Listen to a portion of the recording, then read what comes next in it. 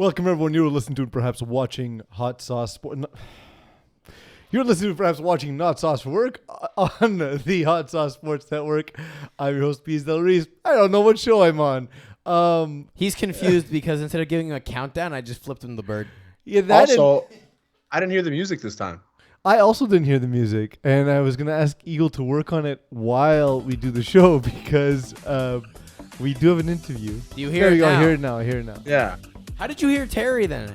I heard the music through someone's mic because I heard it very, very faintly. But you hear Terry? I hear Terry, yeah. That should be impossible. I know. Listen, man, I didn't create science. Speaking of which, Terry, thanks for joining me. Eagle, thanks for joining me.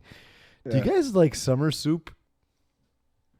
I think soup should be if it's over 25 degrees Fahrenheit, soup should not be sold. It should be illegally sold unless you have a doctor's prescription. But are you talking like a cucumber type of thing or a gazpacho, or you're talking like chicken noodle boiling? There's so many hot? things happening all at once. First of all, Terry suggested that it needs to be like minus 12 Celsius. Like it needs to be the dead of winter to have soup. Oh, so I'm not bad. I meant Celsius. I always confuse those two. Always. And then Eagle. Here's where I'll say. So like. For Latin Americans, it's very common to eat soup all the time because it's also never cold. And there's a thing too where like if you eat something or drink something really hot, it kind of lowers the body temperature, so you don't feel like your surroundings are as hot. And it's like, my wife will tell me like, hey, it's this great thing. Like, we'll have this soup and then we'll go out for a walk and go hiking. It'll be, like you won't feel as hot because of the soup. But the thing is that like Colombians don't make a soup without 3 carbs in it. It's gotta have potatoes, it's gotta have rice, it's gotta have yuca. Oh my god! And there's like yuca. I just discovered yuca. It's delicious. Sick. I love it. So good. Yeah. Especially deep fried. Speaking of health, like a lele? What? Like a ukulele? No, man. You eat it out of a uke though. You eat the yuca out of the uke. No, it's like a potato eggs. It's delicious. It's delicious. It's kind of like a polenta, but a little stringier. Yeah, if polenta was a potato. Polenta soup. Well, they have like these corn soups and stuff they eat. So. Yeah, at least corn's okay. I don't mind like a tortilla soup in summer. I feel like that one's okay. Like cold soup, gazpacho. Cold soup is fine, but anything heat-wise, if it's plus 25 outside and you're eating soup, I think you should get your vaccine passport revoked. So because you're to a restaurant to eat soup. Because you're a disease that people should not be in contact with. Can I have ice cream soup? Yeah, anything cold is fine. Eagle. Correct. Anything cold is fine, but unless you have a doctor prescription, I don't want you fucking eating chicken noodle soup from Lipton. Coffee in the summer. 100%. Coffee is a way of life. But that's what the thing. It's like iced coffee is a thing. Like I'm not putting ice cubes in my soup. You can. My grandfather used to do that. Yeah, but that's terrible. Ice cubes and crackers. But yeah, so. The thing is though, but like similarly, like you're drinking a hot liquid in summertime, the food's hot in summertime. But the thing is that like again, the concept being that like the if you intake something hot, like I take like scorching hot showers all summer long, and like I feel terrorist. Jesus, it's the second time that's happened in my life. Okay, so cold showers in the summer, cold soup in the summer, hot showers in the summer, depending on the like. If we're talking about humid, like we had a few heat waves this year, and we'll ask our guest Mitch Gallo this question because I know he's going to agree with me. So we had a couple heat waves. That's the only way you'll ask a question is if someone will agree. Yeah. Because why would I want him to disagree with me? I like it. Makes sense. Exactly. So like the heat waves we had this year, I was taking 3 or 4 cold showers a day, and I usually shower like 4 times a week. I took like 3 or 4 hot showers a day. And then walked into my mega cold air conditioned house. Yeah, I don't have air conditioning. Yeah, I see. That so if I had air conditioning, I would definitely take like hot showers. Not scorching hot like you do because your skin is dry as fuck. Yeah, it is. But I would take hot showers. Yeah. I realized I can't shave my beard because I started scratching my beard today and so much dandruff was coming out of it. Yeah. It's not that. It's flakes. It's not dandruff. It's dry skin because of your hot showers. I am so hot. It's like 118 degrees. Yeah, so start taking some cold showers. You're gonna see your skin is gonna feel great. Not gonna do it. I know you won't because you drank grapefruit juice for 16 months thinking that it's good for you. I did. And now you lost all the enamel on your teeth. Yeah. I have an appointment coming. Turns out getting a dentist appointment not posted during this pandemic, during this stage of pandemic, a lot harder than it was before. Oh, definitely. Anyway, all that's to say, we have a ton of stuff to get to, so it's time we get to the news.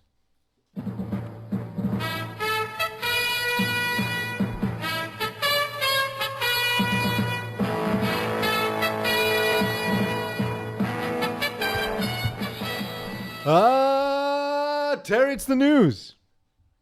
And news it is. Another weekend of different show. Another weekend of NFL football happened, and I want to ask you a question off the top. Have you ever brought something to a stadium and lost it or dropped it, and then immediately regretted it? A stadium, no, but like one time I forgot my passport on the plane. That's right. And I had to run back in, and I busted through the flight attendants. There was 3 of them there. I'm like, I forgot my passport. They're like, you can't come back on. I'm like, I forgot my passport. They're like, you can't. So I just went like full fucking Lloyd Christmas, but the plane was still there this time. I ran in, took it, ran out, and they didn't even know who I was. Was this post 9/11? Oh, yeah, post 9/11, and it was 2007. Okay. 2007 when I did it. You could have legit been arrested for that.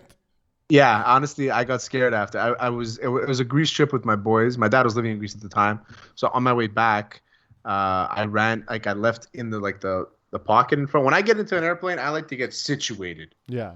I take out things I need, put them in the pockets, all that shit. So I realized that the last thing I forgot was my passport when I was going through my pockets, and I'm looking around. I'm like, fuck, I forgot. I realized it. So I run back to the door. I run through the aisle there, that little tunnel.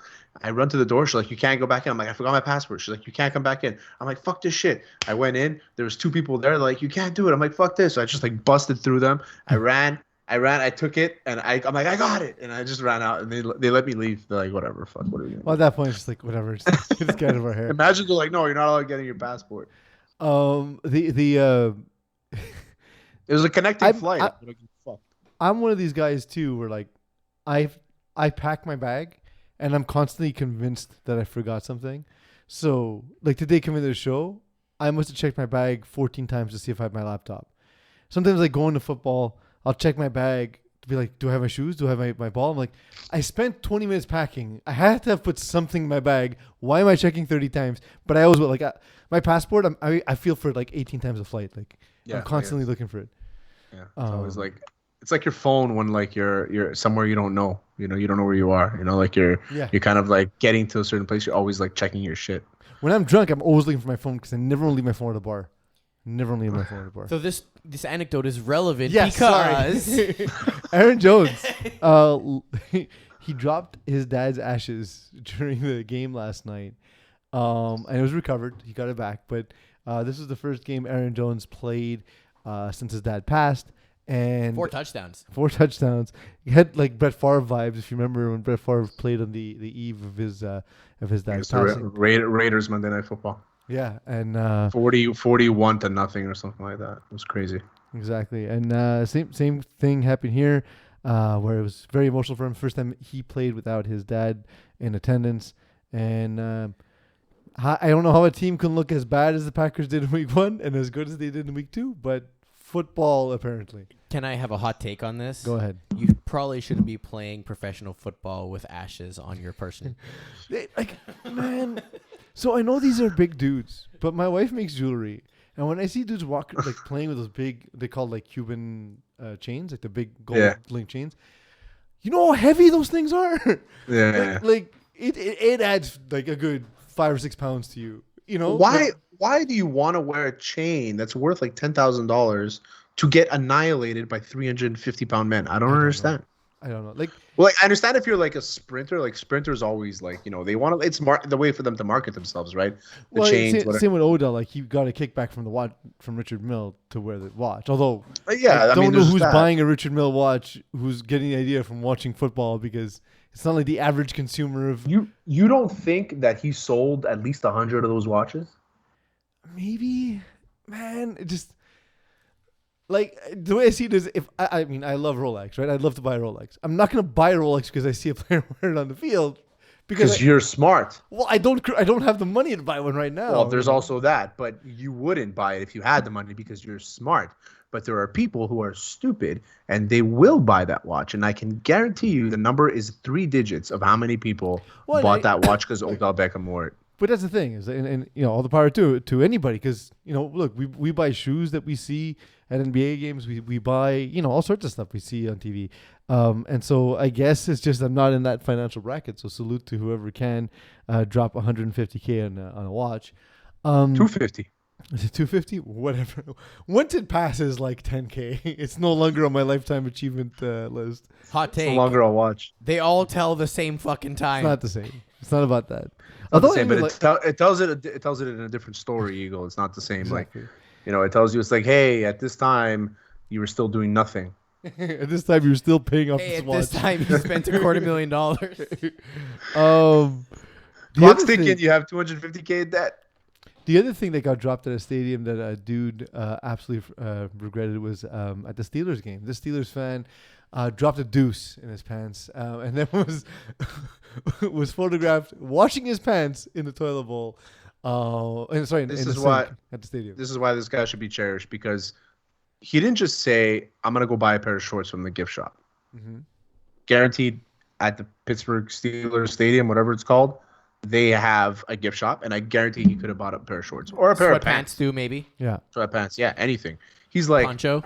I like my pants that I'm wearing, and I'm gonna wash them, and I'm gonna show everybody that even if I shit my pants, I don't quit on the Steelers.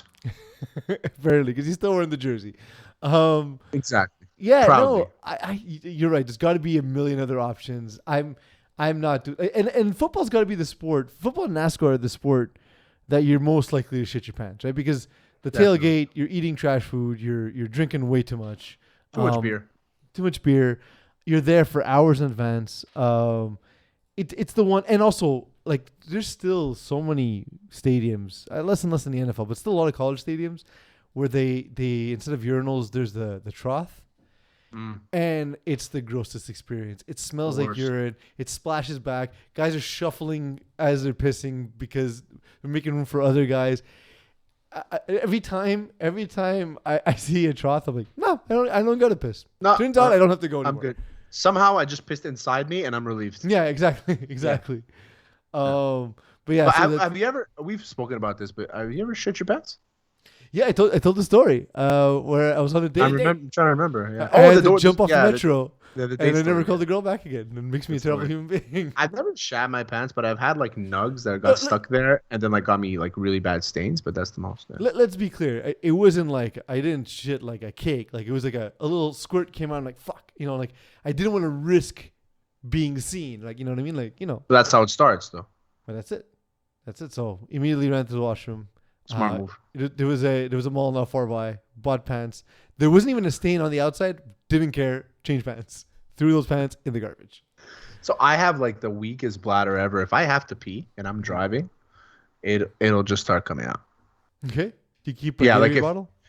Yeah, a Starbucks cup, a Gatorade bottle. But sometimes it's not enough because your boy pees a lot. I drink a lot of water. So, but there's been times, and in recent times, where like I didn't get out on time and half my leg was full of piss.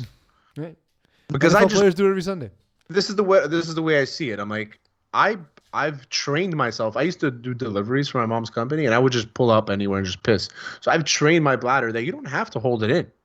You just go whenever you gotta go. So my bladder's like, I don't understand what you're trying to do. Why don't you stop right and go piss somewhere? I do. I was trying to, but like as the anticipation of like pulling over, trying to find a dumpster where there's nobody there. And the first 5 minutes, you're convincing yourself, do I really gotta pee? No, I can make it. No. Shit, can't make it. I know. So I got to find like a corner where there's no kids around because you never know. And, so I just got to whip it out quick and pee. And I always find a good spot, but. Yeah. For Terry, the most you'd make part, a great Amazon worker. Yeah, definitely. Employee of the month for sure. I made another observation this week, and I wanted to know what does this look more like? So Jared Goff and Ben Roethlisberger, when they were not the one, not there yet, Eagle. What's next? Oh, I skipped that. Okay, fine. Let's Matt Nagy's offense. Well, no, I'll do this one then. I'll do this one first. Goff and Big Ben, when they're running, do they look more like a teacher who's taking part in a child's recital, who's wearing an uncomfortable costume like a tree and doesn't have a lot of mobility, chasing after the kids, trying to get them to come, or just like the Tin Man of the Wizard of Oz. Because like they get like Goff especially, he had like a decent run, but it looked so uncoordinated. So Goff is all right. It's not that bad. But Big Ben, when Big Ben runs, he looks like he's breaking off the crutches on Forrest Gump. You know what I mean? Like he's so stiff that it's just like they're simultaneously being put back on his legs at all times. Like he takes a couple steps, they pop off. He makes a move, they're back on. You know, like in Red Dead. Big Ben runs like he just went over to his like brother or sister's house, and there's little toddler kids that come running to hug him on his legs and don't let go. So now he has to That's good. wander with the toddlers around the house. I like that. I like that. That guy has negative. He has negative hip movement. But I feel so like again, Goff, he's still pretty athletic, still pretty quick. It just again doesn't look graceful. But I think Goff is looking into the future when he sees Big Ben. If he's still in the league in 10 years, that's what he'll run like. So Matt Nagy's offense, we talked about Eagle put up the graphic erroneously for no reason. Look at how deep they're trying to push the ball at all times. You know what I like? How they tried one pass that was 25 yards and it was incomplete. He's like, "Fuck this shit. We're not trying anything else ever again." That's it. It's just this pass, and we're going 7 to 13 yards every single time, and we're gonna win football games on the football field with a football team. So Justin Fields came in because Andy Dalton got hurt, and you know, with no, he's a rookie, and he made a couple mistakes, and he had no reps coming into the game. And then I started thinking about that sentence, Terry, and I said, he had no reps. And I realized, I was like, man, no, I'm more and more convinced every day that you can't be resting a rookie quarterback. There's no point. They're not learning enough. You need to get them the reps as soon as possible. Because listen, are the Bears winning a championship with Andy Dalton? Hell no. So if they don't win one with Justin Fields, who gives a shit? At least you know. And same difference. Yeah, so at least you're giving him reps. At least you're maybe one step closer. And if you're not, you can make an evaluation earlier and say that's not our guy and move on. Counterpoint: didn't Justin if your Fields score a team is touchdown? shit, you don't want to pull a Joe Burrow on him and have a season-ending and potentially career-ending injury early on in that rookie career. So I don't listen. I'm you know me. I'm the one who supports players and all that. If someone has a career-ending injury, you just draft another one, right? Like there's a pipeline, and they keep coming and.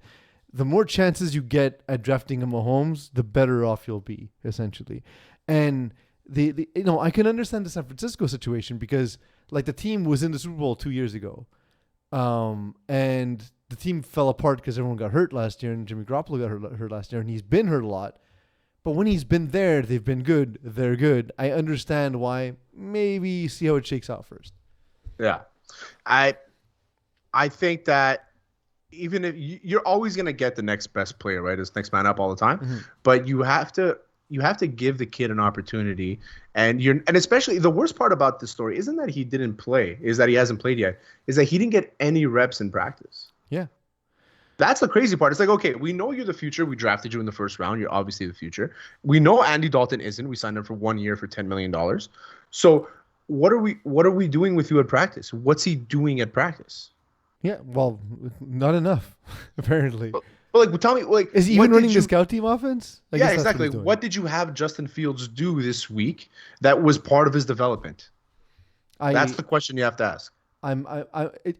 Matt Nagy, I swear to God, like they missed a field goal and he lost his brain. Like he's since forgotten how to coach. I don't understand it. I don't understand it. This is a guy who I thought was going to be an excellent head coach in the NFL, and for a guy, again, supposed to be this offensive genius, you just saw a single pass past 25 yards. That's this big open offense we're expected to see. That's and crazy. On top of that, like you talk about... Didn't Justin Fields score a touchdown too? He did score a touchdown. Week 1 he scored a touchdown. And he almost ran for a touchdown. He threw one in this game. But Andy Dalton hasn't thrown a touchdown yet? Is that the stat line? That I don't know. Maybe. Yeah. I don't watch the Bears that closely because Andy Dalton's the quarterback. The other thing is like, you know, like you say, oh, well, you know, you don't want to put the rookie in a bad position. Okay, you're spending $10 million on a backup quarterback. You could spend on other things that helps the rookie quarterback. Like it's all nonsense. It's I don't know. I look at Bill I don't Belichick, mind. who we all consider to be the best to do it, and he started as a rookie immediately. I think that we differ in opinions where we're kind of on the same page, but we differ in opinions where you think that if you're drafting a guy in the first round, he should go like be the starter right Day one. away. Unless one. it's a very specific situation. Like again, I agree with San Francisco. Like San Francisco, you have a chance to win a Super Bowl. Don't put it on a rookie. I get that. Yeah. And But Jimmy G he's capable. We know Andy Dalton isn't. There's also situations where maybe they feel, and I mean, regardless if we can make fun of Bill O'Brien, Matt Nagy, all the coaches that have made dumb decisions in their careers, we can make fun of them all day. But at the end of the day, they actually are smart people. To get to that point, you have to have some sort of level of intelligence, right? Matt Millen was the GM of the Lions. Just saying. Maybe just not. to say, okay? Just to say.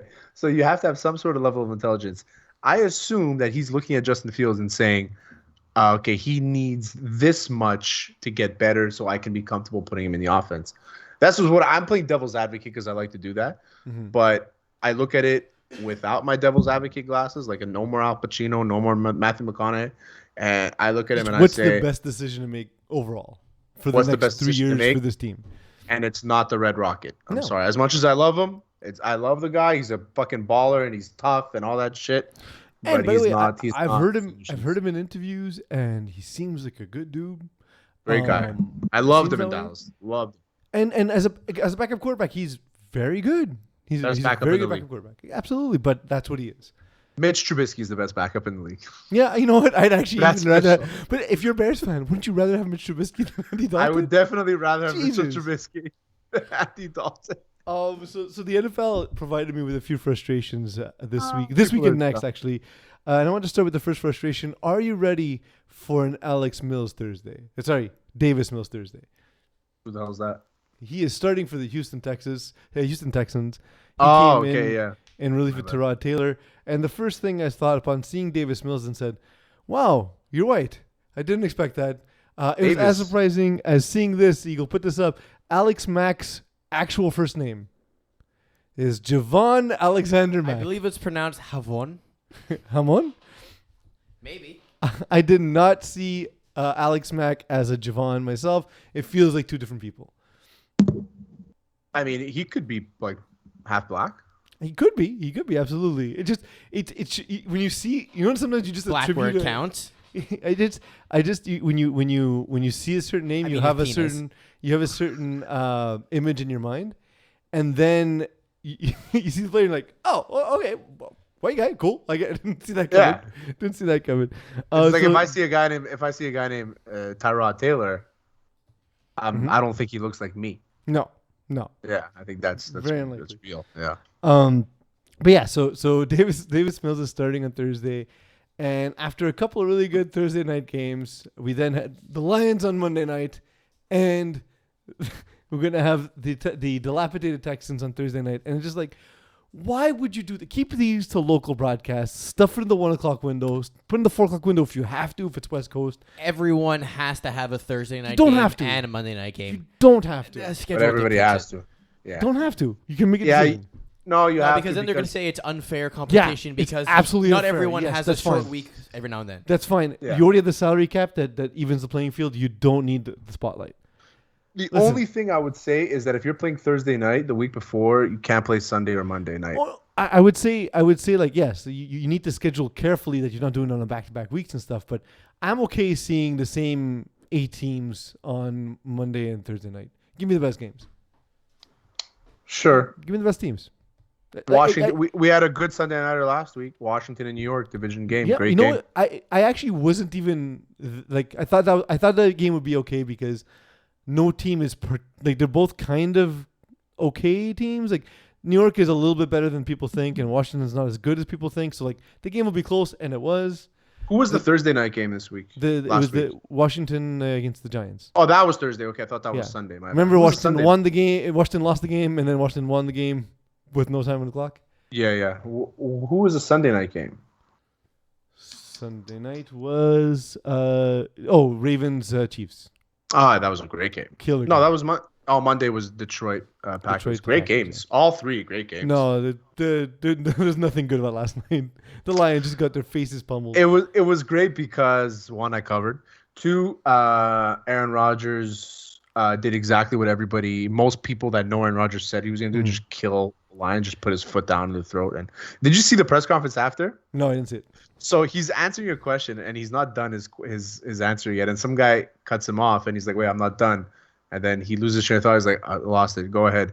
And he's like, I'm sorry. He's like, yeah, it's fine. Don't worry about it. And then he asks him he asked him a dumb question. He asked him what do you think? What do you think about your performance last week? And does it have any effect on your performance this week? Did your performance affect it last? Like, it was a dumb question, and he just kind of laughed it off and didn't even answer it. It was great. It was fantastic. Like, you interrupted me for this. Yeah. No, he starts laughing. He starts laughing. He even said bullshit on air. Like, I like Aaron Rodgers. Yeah. What I love best about watching Green Bay this week is that I knew we just played like shit last week, and seeing New Orleans put up 0 points is the indication of, oh yeah, we played really bad if we allowed 38 against that team. Yeah, it was just a bad week. And Jameis Winston right away back down to earth. So Man Campbell used to be the Dolphins coach, so I'm pretty well aware of his coaching stylings, and this drove me crazy watching the game. So we're not even looking at the all 11s. I'm not saying I'm smarter than any NFL coach, maybe smarter than Dan Campbell. But Terry, for the entire first half, they literally had two safeties standing at 20 yards deep. And it's like, okay, they're going to be cover 2, cover 4, pretty much all game. Like, that's fine. Like, you don't want Rodgers to go over the top. That's the game plan. Okay. Then in the second half, I'm on the couch and I see like, oh, single high safety on 3rd and long. Okay, I guess Aaron Rodgers is going deep. I said this to my wife, who says, I don't know what the fuck you're talking about. And then the ball is instantly thrown over the top to Devontae Adams. I was like, that's what I was talking about.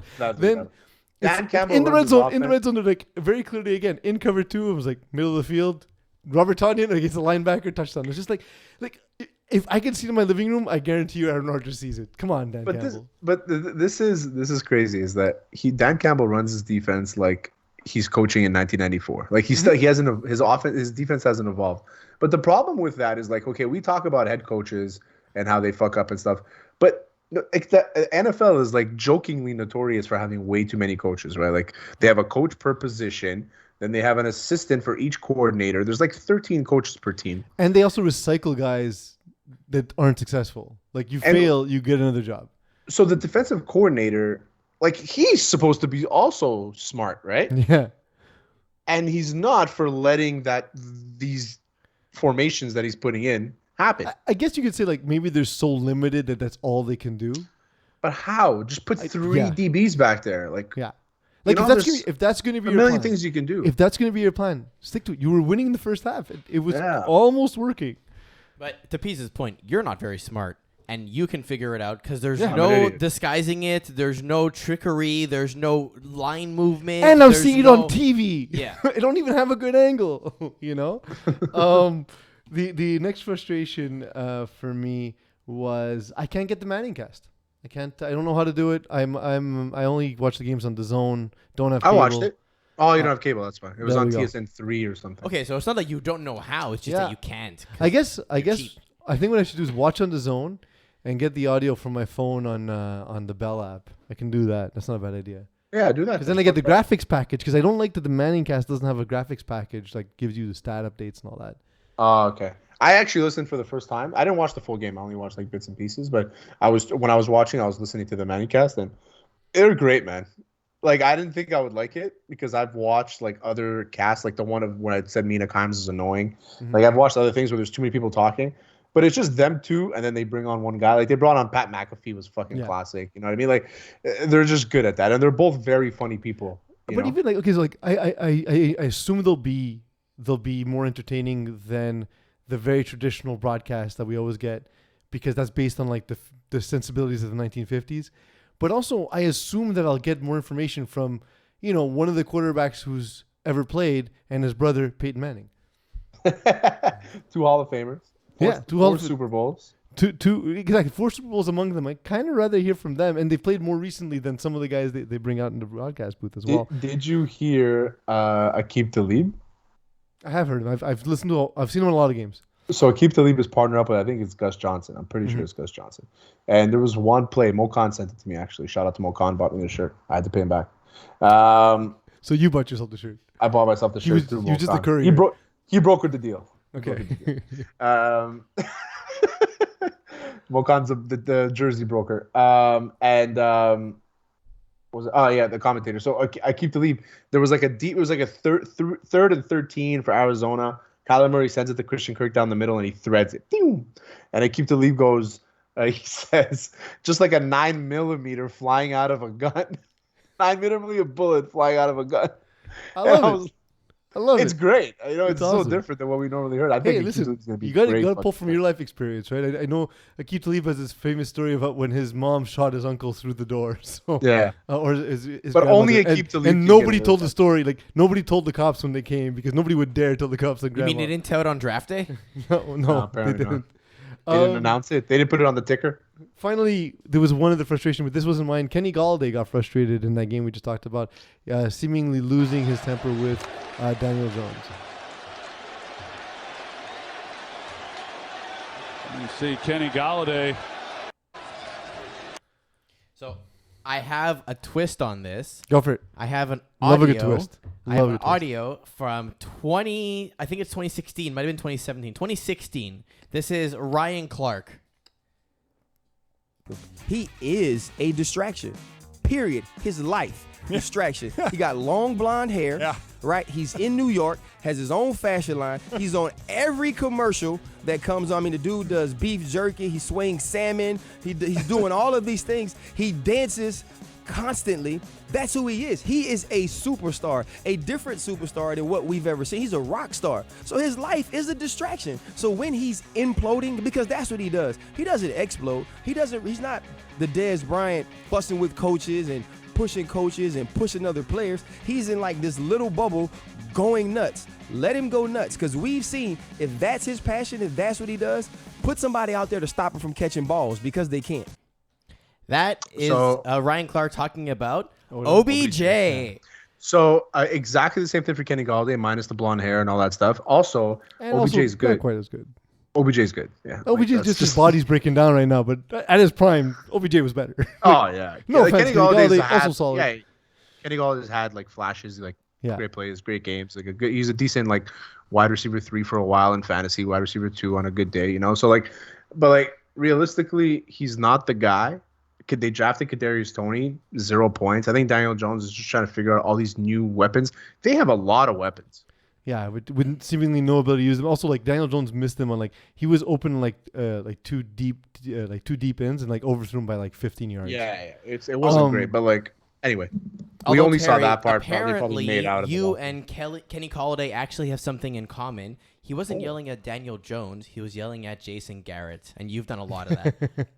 But the thing is, so I think the frustration though for Kenny Galladay is just he had Matt Stafford as a quarterback for so long, and like, you know, if I get another producer, I probably won't be kind to the next producer after Eagle, right? So, I guess you're not kind to me now. Yeah, so I can only imagine. And to Jason Garrett's defense, I never really got mad at him while he was the Cowboys coach. There was a couple times like there was a couple times where I blamed the coaches, but it wasn't really like I thought Jason Garrett was a fine coach. I just think that a lot of the times where he was success, the defense didn't really help out. But yeah, Jason Garrett's a great coordinator. I think he's a very good coordinator.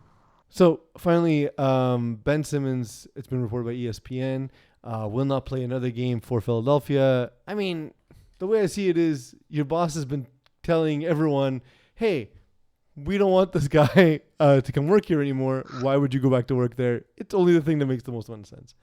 Imagine you showed up to work and they're like, I don't want to be here anymore. And then they're like, oh no, but please stay. But then they also turn around and tell everyone like, hey, do you want him instead? Do you want him? They're like, we have this guy. And he's like, no, please, we really want to keep you here. We really want you though. But it's like, this guy wants to have leave. to put like an employee on like a performance plan, which is basically probation. And it's like, we really want you here. Like, no, you don't. This is just your way of doing the paperwork to get rid of me.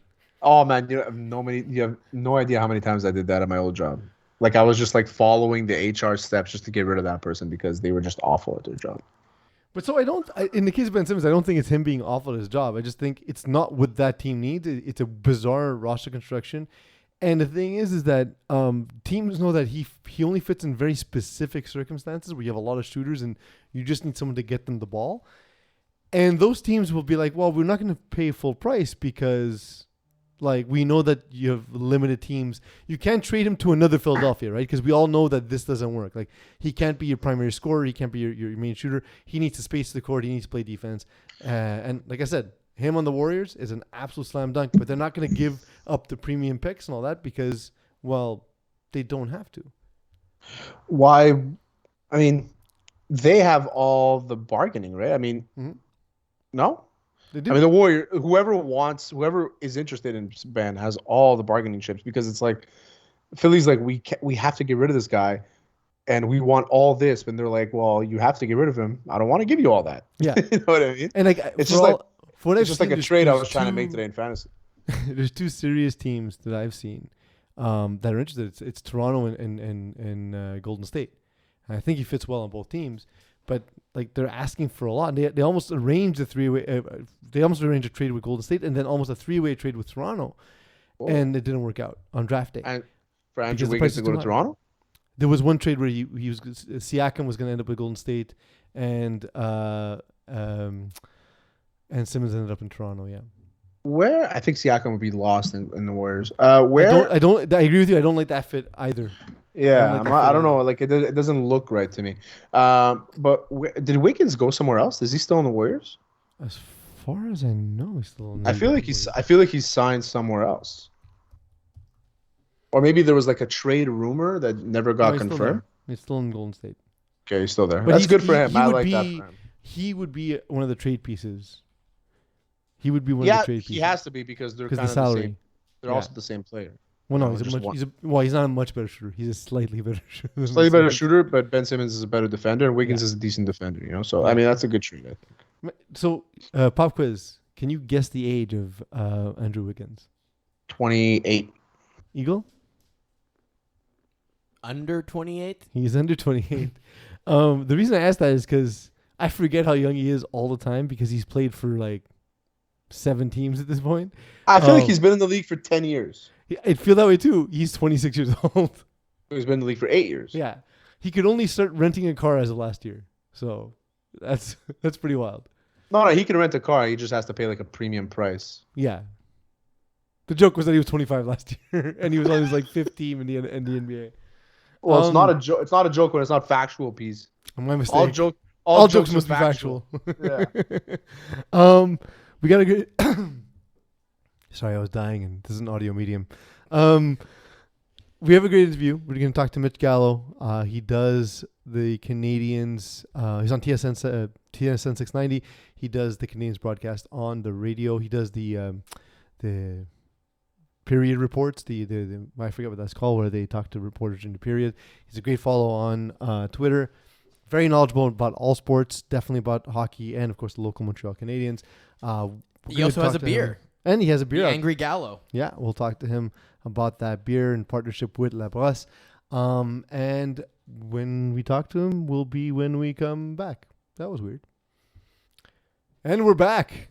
Joining us now is Mitch Gallo. He joins us from TSN 690. If you've heard his voice, you've heard him between the periods for sure during Montreal Canadiens games. If you're stuck in traffic like I am all the time, missing large parts of playoff games. As frustrating as it was, Mitch, it was great to hear you. Love your analysis, but I do want to start somewhat off hockey. I tried your beer. I tried the beer that you made with La Brosse. It was the coffee. It was brown ale with coffee. Yeah, brown ale with coffee. And so Terry's an anti-coffee beer guy. I was thinking it was maybe just because you hadn't come on the show yet, but now that you're here, maybe he'll give it another chance. I was curious, why go with the coffee brown and not a coffee stout? Did you guys have any input, or was that just sort of they suggested and you're like, yep, stamp of approval? Yeah, good question. Thanks for the shout out on the beer. Appreciate that, and appreciate you guys having me on. As far as the beer is concerned, basically, they approached Campbell and I, and they wanted to do a beer with us.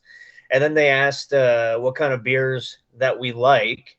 And like my favorite beer is Newcastle. A big Newcastle fan. And then I like your other dark ales. I like Bass. I like what else do I like? Harp, all Smithwick's, all these like darker ale beers, amber beers.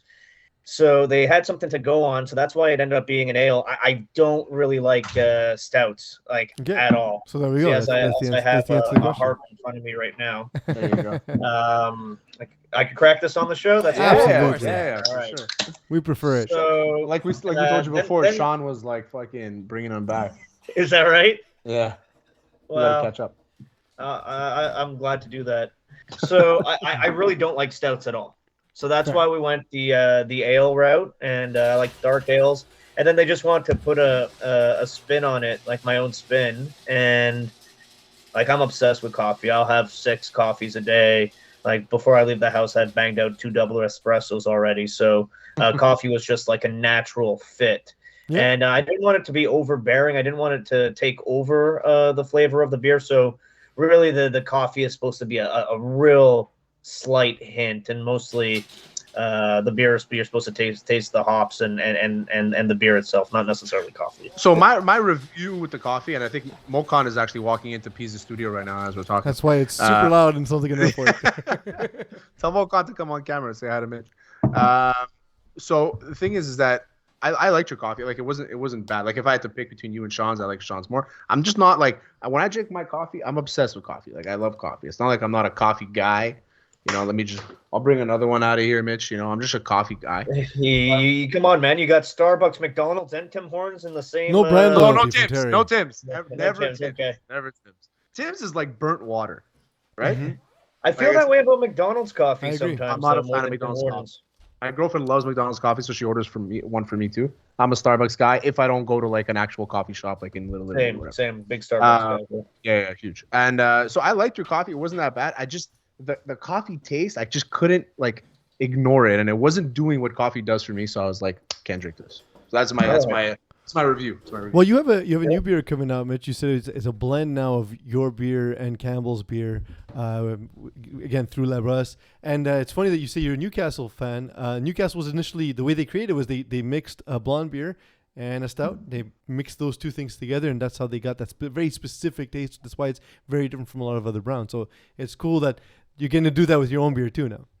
Yeah, and right away, like I love the look of the can. I know that's not even talk about the flavor, but we kind of mashed. It's so important. I choose so many beers based on how the can looks. 1,000%. Oh yeah, well great, because this one's gonna really jump off the shelf. Like it's gonna stand out. So it's like a mashup of Campbell's logo and my logo, and looks super flashy and cool. And I'm worried, since you said you don't like coffee in the beer that much, because this one's gonna have coffee in it. But again, I'm still gonna buy it. Yeah. Well, I appreciate that. And give it a try, because I find the coffee in this one, you don't notice it as much, and it really brings out the flavors of the hops actually, because it is an IPA and it is going to be a blonde beer like Campbell's, but it's going to have that slight hint of coffee. But basically, we're hoping to make like a Red Bull beer. So you know, you're going out, you're going to be well caffeinated, but you're also going to get a nice beer taste as well. Like Buzz beer on the Drew Carey show. Yeah, I saw that. Yeah. Wow, what a reference piece. But so you're right about like the look of the beer of the beer can. Like when I go, like if I go to the dep, there's this dep that it was in Villeray when I used to live in Villeray. I used to walk there, and they had like a fridge full of like just individual different kinds of beer. And I would always pick like 2 or 3, and it would just solely be based on the look of it. I wouldn't even know what, if it was an IPA, if it was an ale, if it was a stout, if it was coffee. I didn't know what it was. Solely based on the beer, then I would just say if I liked it or not after. It's all about presentation. So if this one is a good canette, I'm for sure gonna buy it. Well, you know, like if you're going to one of those places and you have those microbrews, like what is the selection you're looking? You're looking at hundreds of beers, and you can't possibly try any of them. So what are you going to do? You're going to look at something that stands out. Like the can has to be kind of striking. Of course, you know, you have your seasonal beers and things that might differ in taste that might jump out. But, you know, when I'm going to one of those places and they have a lot of those different beers that I haven't tried, usually it's by the can standing out that I'll throw it in the pantry bin. I had one. I don't know if it was Tom Green's, but it was called the Tom Green. I don't know if he has a microbrewery. Yeah, and it was really good. I actually liked It it a lot. was? Yeah, it Because was very Tom good. Green strikes me as a disgusting human. He is Just, definitely. just not like I like him. He's funny, but he just seems dirty.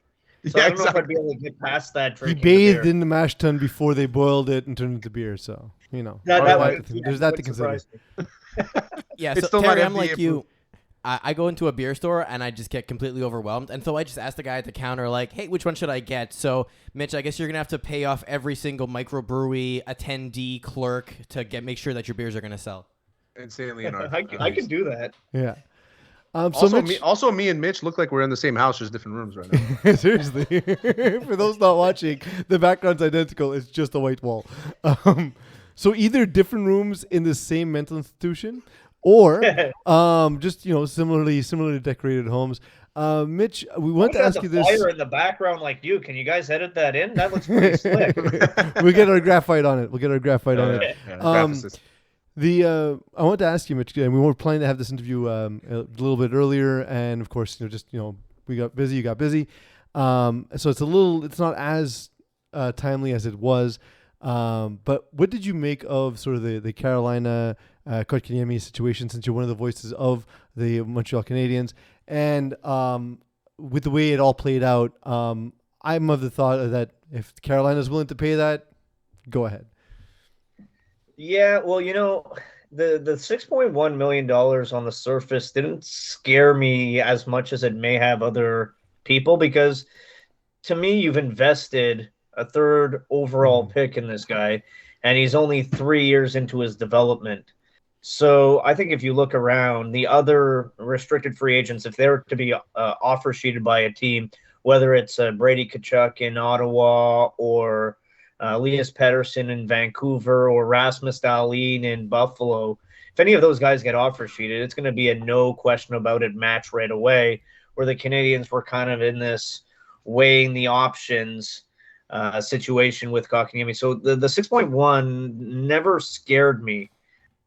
I've kind of changed my tune on whether they should have or shouldn't have matched, just because I think we have to remember sometimes there's a lot of information that we're not privy to. Mm-hmm. The fans, the media, there's just certain things behind the scenes that it's hard to be firm on a take, because let's say, for instance, Kotkaniemi's camp said that they weren't going to sign an extension with Montreal, and they were going to take the qualifying offer next year, sign again for another year, and then at the youngest age possible, go to unrestricted free agency.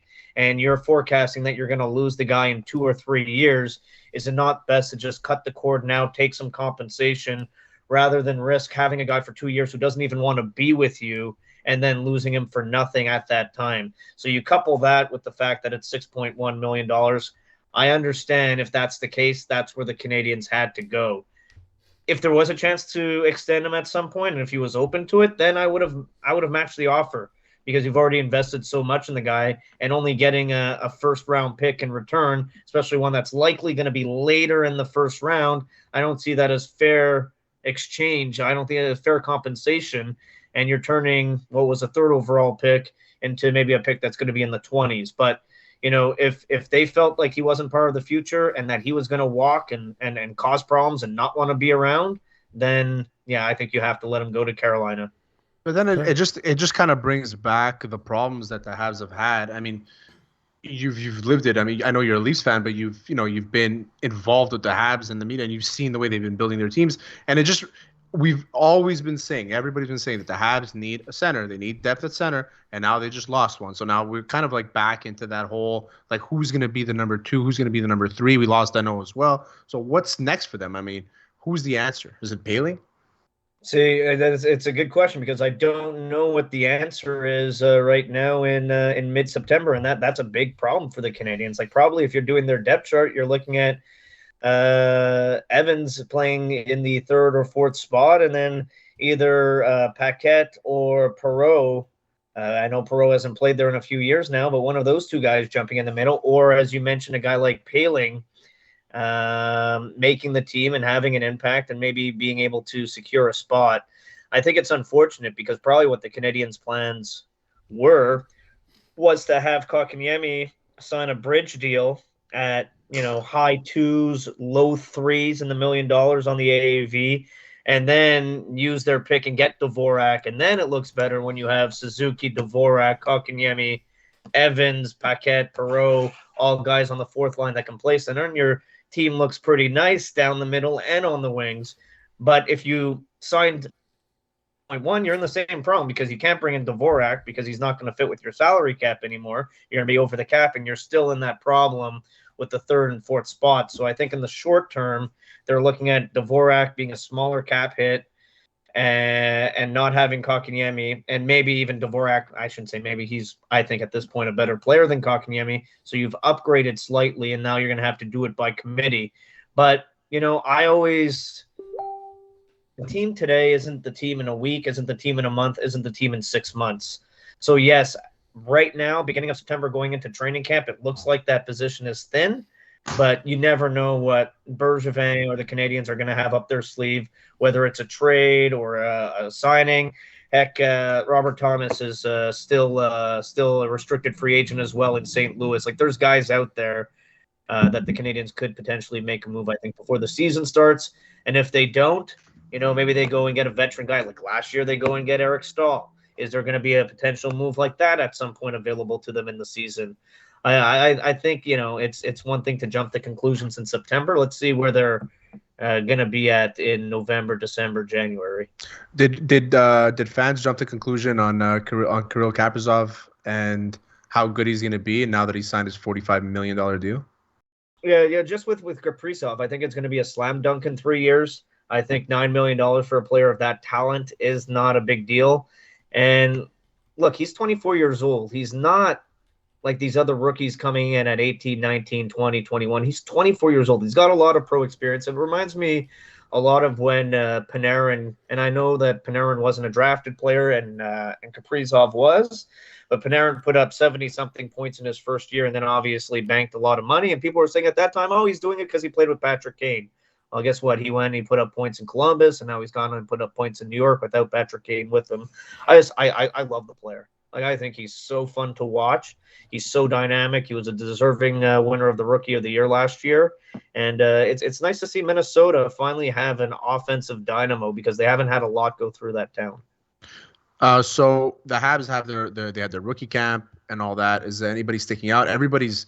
The internet, we know Habs Twitter is probably one of the most toxic places in the world, right? So Habs Twitter right now is 50-50 on Gouli and what he's gonna do, yeah. And they're like, oh, he's a bust and all this.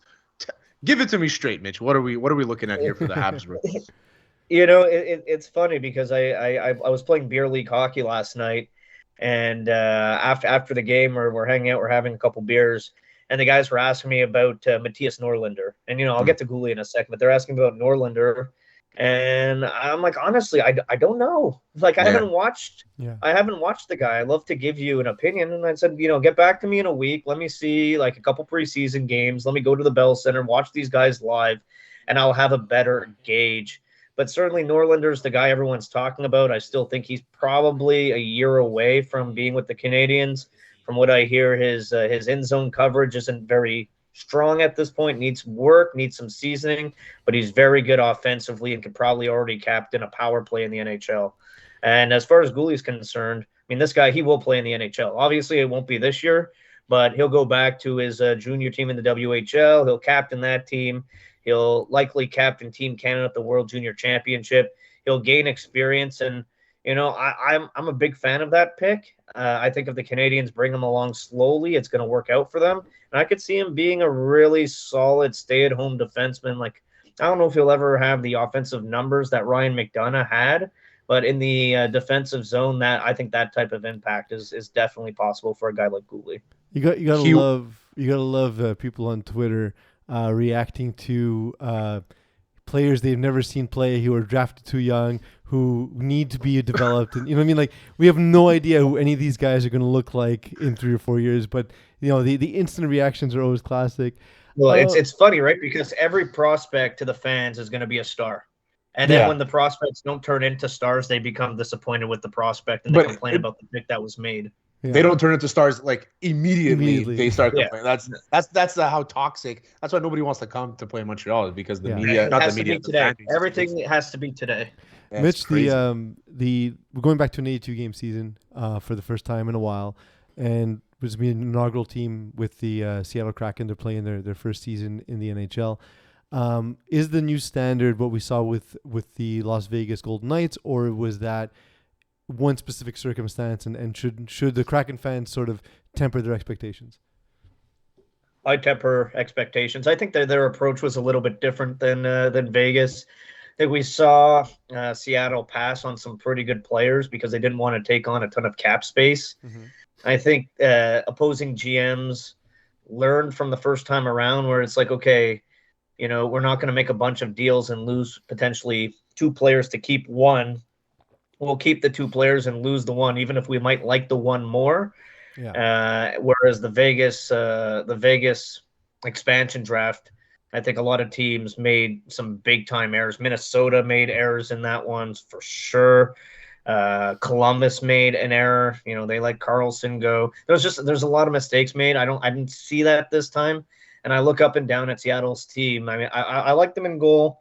I think they're fairly sturdy on defense, but I don't see a lot of offense coming from that team. Now, look, I could be way off because probably if you would have asked me this question going into Vegas's first season, I would not have told you that they were going to go to the Stanley Cup final in year 1 with a bunch of misfits and a bunch of players from other teams, but they did. But I'd be surprised if lightning struck twice. I think that Seattle probably is going to wait. And then when they see opportunities, they'll spend that money that they've saved on the cap in free agencies in the next 2 or 3 years, and then build it up with the young guys and that cap space, signing players who are in expiring deals, and then going for it at that point. But I think it's probably going to be a little rough in season 1. So one thing you mentioned before about with your beer league, I just want to go back to that. I wanted to mention are you drinking your coffee beer after the game, or are you drinking it before to give you kind of a boost? I already have trouble sleeping after I play games. I was going to say, because I can't sleep after sports. You're any coffee, anything after a game. Be up all night. But no, you know what? You're probably going to be disappointed by this, but we're usually drinking Coors Lights after the game. I'm very disappointed. So I actually had a weekend with the boys. We had a golf trip this weekend, and 2 of the guys brought like the big box of Coors Light, and he's like, "Yo, anybody want a beer?" And every time he said it, and he shows the Coors Light, I'm like, "That's water. Give me the Stella. Give me the whatever else, the Moretti, whatever else we had." And I just can't drink Coors Light. The only time I drink Coors Light, my uncle, he does a mix of Coors Light and ginger ale in the summer. It's like 2 parts Coors Light, 1 part ginger ale. That's such a good summer drink. That's really good. Oh yeah, I have to try that. Yeah, maybe I'll pitch to you guys after one of our games. It's a good idea. Good. It's really good. So it goes down hard. For those who do want to try Campbell and Gallo's beer, Eagles got the logo. It does look great. That's pretty sick. Logo, yeah, that's pretty sick, man. That's crazy. Yeah, very excited. I would definitely buy that. Yeah, it's coming out in a couple of days, so very excited. It's coming out on Sunday. Eagle and I will be on the road on Sunday, so maybe we'll pick up a couple cans ourselves. Thank you, Mitch, for coming on. Again, you can follow him at Mitch Gallo. Mitch Gallo joins us courtesy of TSN 690. Thank you so much for coming on today. Oh, my pleasure. And I'm going to talk to the guys over at La Brosse. We gotta hook you up with a couple 4-packs of the new beer. There we go. One quick question as we let you go, though. Why should we trust your hockey analysis over Mo Khan's? Yeah. Mo Khan's expertise is football. So I'll take hockey knowledge over his hockey knowledge. He has the NFL over me. How about that? That's fair. So, fair. Mitch, I'm going to say something to you about Mo Khan. So Mo Khan told me, I don't know if you can hear me. So Mo Khan is like, "Yo, Terry, headset in so he can't hear you. I'm going to England this year. Well, I'm going to England in 37 months. Do you want a shirt?" I said, "Sure." So he got me this shirt, and then he made me pay for it back. He what? Well, he made me pay for it. Really? Yeah, it's Mo Khan. That's the type of guy. I didn't realize he was that cheap.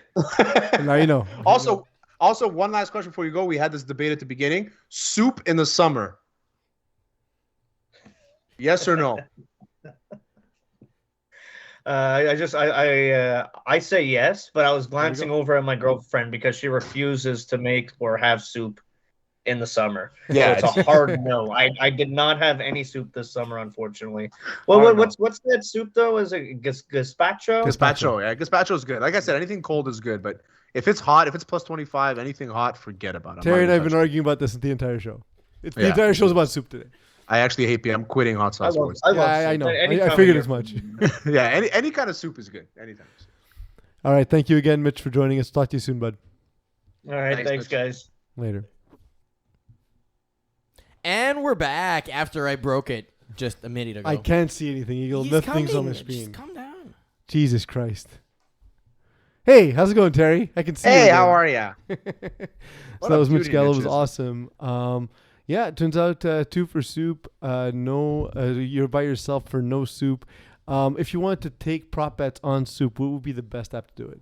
So the best is how hot is the soup going to be? Mm-hmm. And this is coincidentally on Hot Streak. So Hot Streak Fantasy, hotstreakfantasy.gg, but it's only available on iOS right now. You can bet on the NFL. You can bet on the MLB instantly. So if you think that Tom Brady is going to complete a 9.5-yard pass on his next throw, put some money on it. If you think that Matt Ryan will not complete that 9.5-yard pass, put some money on it. You pick 2 to 3 players each time. Use Hot Sauce as a promo code. They'll match your initial deposit as a bonus. It's the best in-play fantasy app you'll ever play. Bar down. You have my Scouts honor. There we I go. don't even know. I Is that what like is? it for like the night games where you just have that one game to focus on. You get Exactly, a feel yeah. for it. It's great. Like I played a lot of daily stuff for those games, and it's just not the same. It's not as engaging, not as fun. I really do enjoy getting on Hot Streak for the night games. It's a lot of fun. I used to be big on FanDuel. Now it's just in play for me. I haven't played FanDuel at all this season. Jeez, yeah. Well, it's okay because I just normally donate money to DraftKings, especially with the captain mode. I can never figure out that. So better off on Hot Streak, absolutely. All right, so let's get to our rapid fire topics. We got 6 for today, and we're going to start with a topic near and dear to Terry's heart, getting pounded. These 2 Cleveland Browns fans got into it this week. So, Terry, you have to tell us how well they fight here. Look down the fight. I saw this already. Oh, I got it so good right now. I got it so good. Oh, yeah, let's go. Get it. Get it, motherfuckers.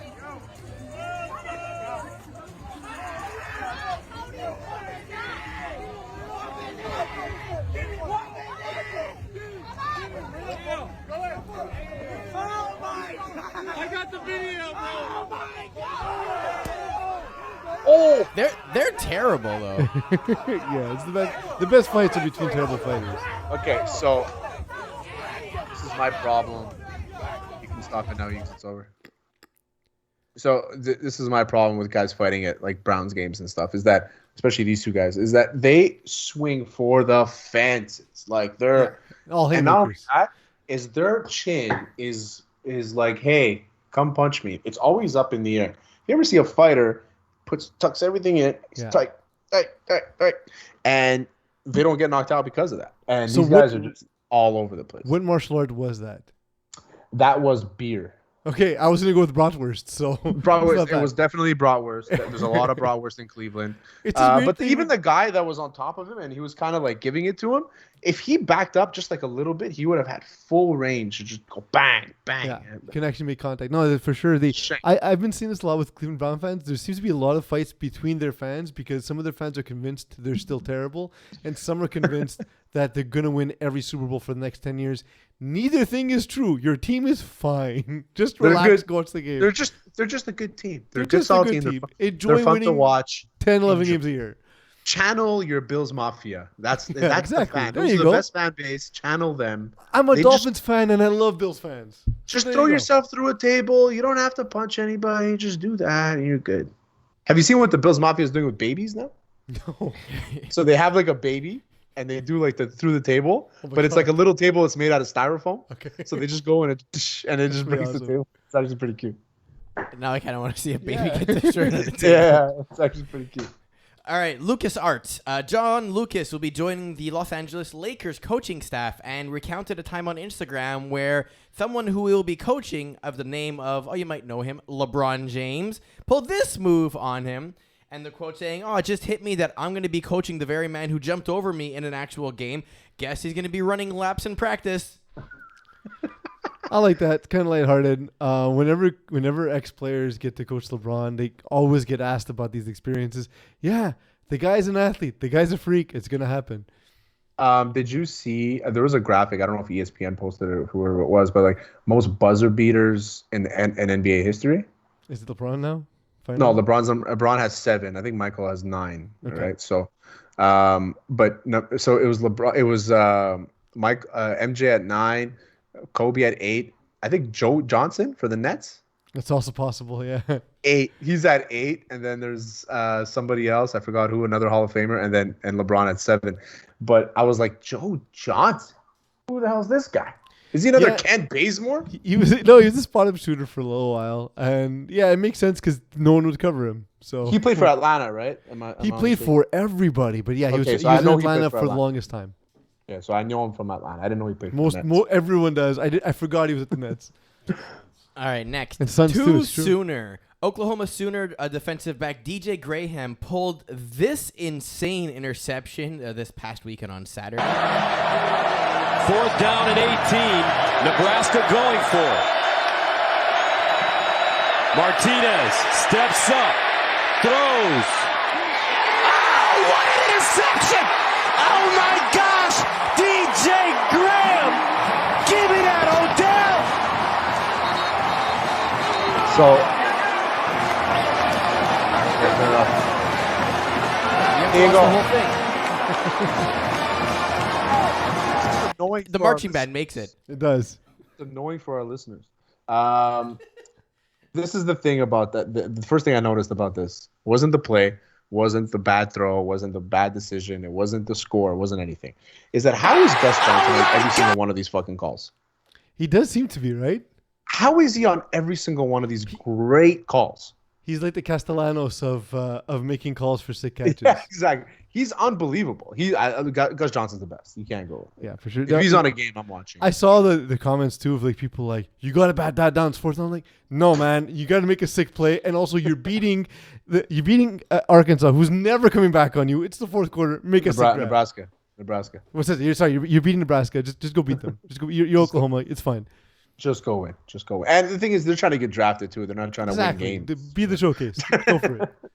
All right, tough crowd. Is there a harder audience to please than Kawhi Leonard and Paul George? They were at the Los Angeles Clippers, I guess, groundbreaking ceremony for their new stadium. Yeah. And this is their reaction to a performance.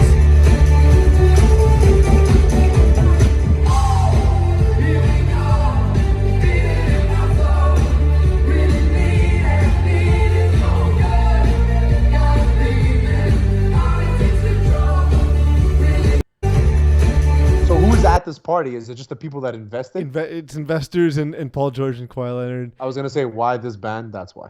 That's why I was like, that's the best entertainment you can get. Apparently, Steve Ballmer, come on. Secondly, that's what happens when you have like you've been hiding your face on Zoom meetings for like a year and then have to show up in person. All of a sudden, your boss can see that you're not paying attention. That's exactly what it felt like. That's exactly what it felt like. Oh, I'm so nervous to get back to work because I'm always on my phone during meetings. It's meetings in person have become terrible. I can assure you, nobody's paying attention to anybody. 0. I have to put my phone away. Bless you. Somebody stop me. Jalen Hurts' off-field attire looked like he may be posturing for a new position of actor in a remake of Jim Carrey's The Mask.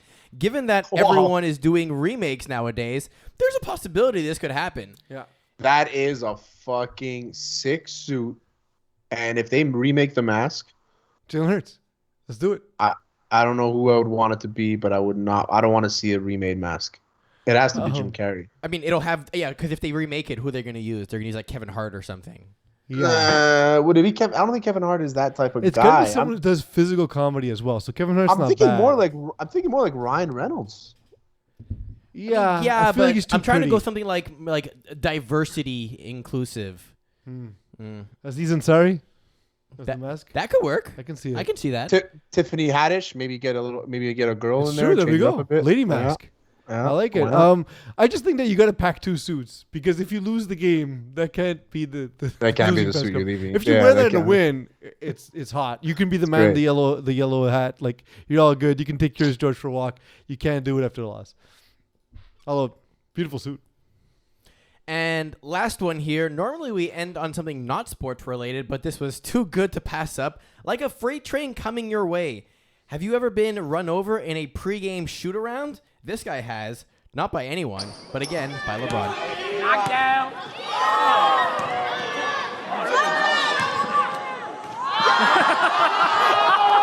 Yeah, world star! World star!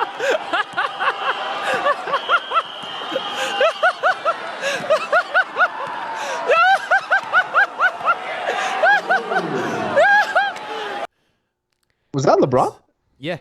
Oh, it was. Okay. I was couldn't. like, I didn't recognize I know you had said it, but I couldn't get a good look, so I didn't. Yeah, I didn't recognize it assume for a it. sec. The first thing I thought of is if that is LeBron, you got to help these kids shoot. Not a single kid made a basket until he dunked it on that kid. Maybe I've Ben never seen a Simmons shooter was on that bad, and I played Maybe it for was- a pretty terrible basketball team. Maybe it was Ben Simmons. Maybe Ben Simmons was the shooting coach.